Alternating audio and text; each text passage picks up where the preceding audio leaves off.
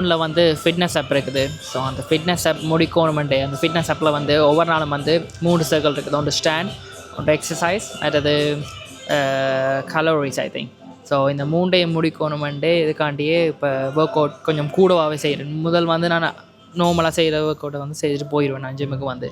But இப்போ வந்து இதை வந்து ஒரு மோட்டிவேஷன் எடுத்திருக்கேன் நான். இப்போ மீன்ஸ் மோட்டிவேஷனை விட இப்போ அதை வந்து முடிக்கணுமென்ற ஒரு ஒரு ஒரு குறிக்கோளோடு இருக்கிறேன். ஸோ அதை வந்து எவ்ரிடே வந்து கட்டாயமாக முடிக்கணுமெண்டு. ஸோ அதால் வந்து இப்போ கூட நேரம் வந்து நான் ஒர்க் அவுட் பண்ணுறேன். அதை இந்த ஹெல்த்துக்குன்னு இல்லை.